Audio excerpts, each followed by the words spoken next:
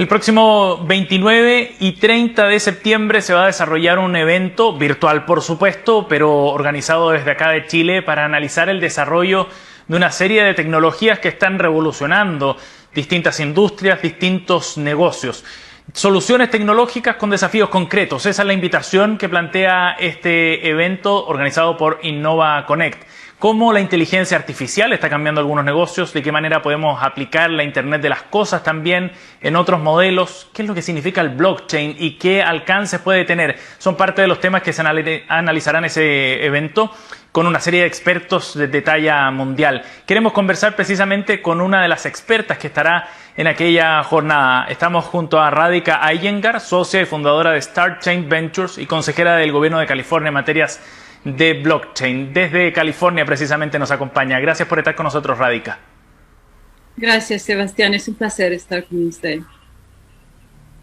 En Radhika hablaremos de distintos temas, por supuesto, y profundizaremos en lo que vas a plantear también en aquel evento, pero quiero conversar con una primera pregunta que es muy básica para nuestra audiencia. ¿Qué es el blockchain? Es una buena pregunta y, bueno, a lo más sencillo, el blockchain es una cadena de trámites, de información, y entonces esta cadena es inmutable, entonces no puedes cambiar esos trámites, esos datos que ya están almacenados, ¿no? Y ¿por qué el blockchain? Yo siempre pregunto, empiezo con la pregunta ¿por qué? Hoy día son sistemas centralizados, entonces hay un dueño de los datos y cada dueño tiene sus propios almacenes de datos, ¿no? Y cuando estás interesado en compartir esos datos, hay ciertos riesgos. También con cómo almacenar esos datos, también hay riesgos de seguridad, de privacidad, etcétera. No es tan sencillo entenderlo, pero ya uno percibe que tiene un potencial muy grande. Pero ¿podrías darnos un ejemplo de una aplicación, quizás algo más cotidiana, en la que pudiera haber una solución a través del blockchain? Sí, estamos en una situación de pandémico mundialmente. El sector de salud es algo que nos concierne. El salud es algo que nos concierne a todos, ¿no? De cualquier edad. Claro. Y entonces estamos en esta situación de pandémico y todo el mundo entero se ha dado cuenta que los sistemas que tenemos en salud no son eficientes. Hay riesgos de seguro, riesgos de privacidad. Hay toda manera de riesgos con los datos que tenemos. Y yo pienso que hoy día, cuando estamos resolviendo la situación que tenemos con el pandémico, con el COVID, por ejemplo, tenemos pruebas, COVID tests, ¿no? Para tener más visibilidad si tenemos el COVID o no. También hay pruebas de antígenas, ¿no? De antibodies, ¿no? Entonces, esas son pruebas que también es muy importante tener.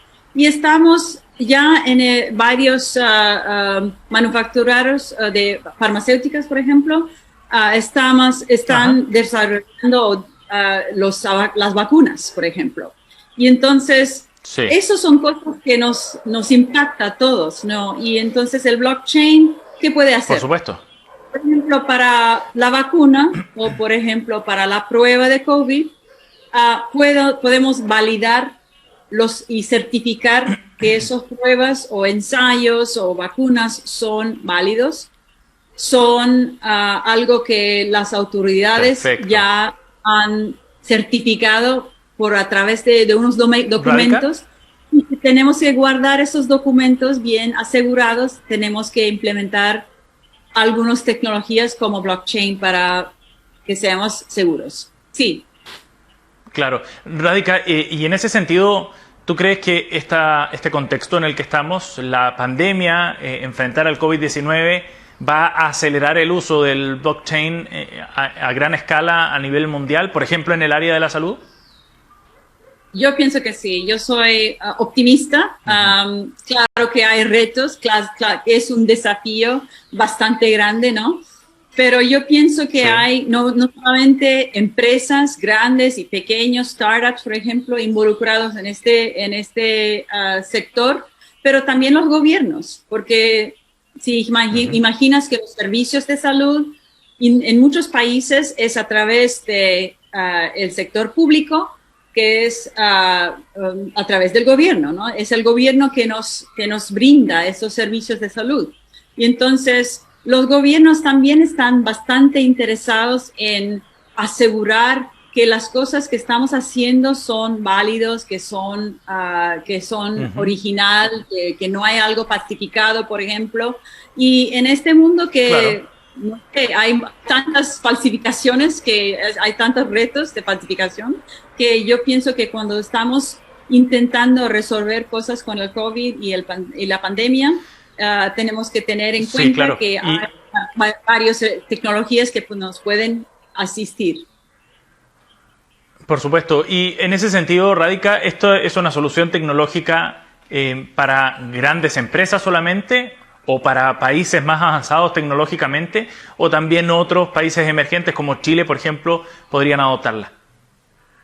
Yo pienso que es una tecnología que se puede implementar no solamente con grandes empresas, pero también los startups y también gobiernos, también países emergentes. Yo pienso que los retos de los mercados emergentes son bastante grandes, ¿no? Entonces, y los casos, las aplicaciones que tenemos que desarrollar en los países emergentes son que tenemos que desarrollar tecnologías que no cuestan mucho, son cosas que cualquier persona puede alcanzar, y eso es un gran desafío. Al inicio, cuando estamos desarrollando varias tecnologías, sí hay un precio, quizás ese precio no es alcanzable para todos, pero yo pienso que el interés de los gobiernos es que esas tecnologías tienen aplicaciones e implicaciones que son más al alcance de todo el mundo, ¿no? Porque esos gobiernos no van a pensar, cierto porcentaje de la población, ellos tendrán alcance a las vacunas o lo que sea. Es la población entera que tiene que tener ese alcance. Entonces, desarrollar vacunas, por ejemplo, en un sentido escalable, requiere tiempo, no es que mañana lo tendremos, pero yo pienso que hay bastantes empresas y farmacéuticas que están muy interesadas en desarrollar esas vacunas, por ejemplo, o pruebas de COVID que se podría alcanzar en cualquier parte. Sí, Radhika, nos quedan muy pocos segundos para cerrar esta conversación, pero me gustaría también que pudieras hacer una proyección, quizás, de imaginar cómo va a operar la industria de la salud o el sector de la salud cuando estas tecnologías estén implementadas y cuando se use todo su potencial. ¿Cómo va a cambiar la atención? ¿Cómo va a cambiar la relación con los usuarios en conexión con otros desarrollos tecnológicos que están en curso? Sí, eso es muy buena pregunta. Yo pienso que una de los grandes propósitos de esta tecnología es cómo utilizarlo para ayudar a la población entera en la salud y transformar todos los mecanismos que tenemos, las estructuras que tenemos en el sector de salud que tienen problemas de ineficiencia, por ejemplo, gastos de administración, por ejemplo, que no están muy eficientes. También cómo construir un historial clínico para pacientes desde el inicio hasta el final. Entonces, esto requiere la identidad digital autosoberana. No sé si habrás entendido esa palabra. En inglés decimos Self-Sovereign Identity, SSI. Eso es un componente que estará muy, muy importante, clave para transformar toda la industria, todo el sector de salud, para que nosotros tendremos más oportunidades, más alcance de por fin realizar una medicina o cuidado de salud que es personalizada.